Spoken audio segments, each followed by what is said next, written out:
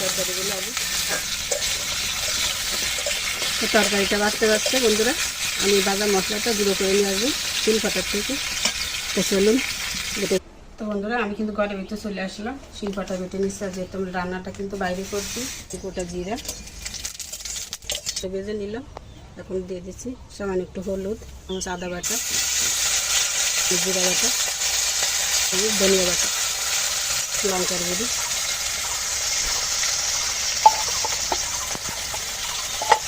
সব মশলা দিয়ে সুন্দর করে কষিয়ে নেব। মানে একটু গরম জল দিয়ে দিচ্ছি।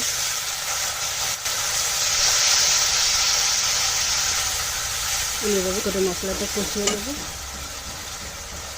মশলার ভিতরে দিয়ে দিচ্ছি 2টো এলাচ, 2টো লবঙ্গ, আর দিচ্ছি 2টো দারচিনি।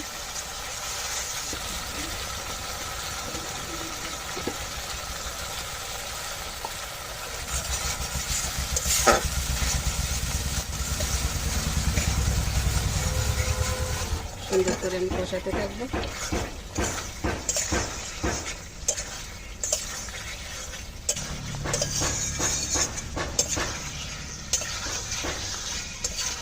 যেহেতু খুব সুন্দর করে ভেজে নেওয়া তরকারি, আর এইভাবে কিন্তু আরও দারুণভাবে কষিয়ে নিলে কিন্তু খাবারটা একদম সুস্বাদু হয়ে যাবে। এটা কিন্তু তার থেকে বেশি দুর্দান্ত হয় বন্ধু।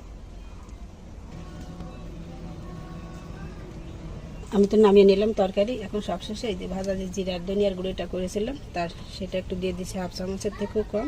এই উপর থেকে একটু এভাবে ছড়িয়ে দিলাম। এতে কিন্তু খাবারের ফ্লেভারটা কিন্তু দারুণ হয়। তো বন্ধুরা এই যে আলু আর কাঁকরোল দিয়ে আমার এই ডালনা রান্না আপনাদের কাছে কেমন লেগেছে? আমি নিরামিষ পদ্ধতিতে কিন্তু সম্পূর্ণভাবে রান্নাটা করে নিলাম।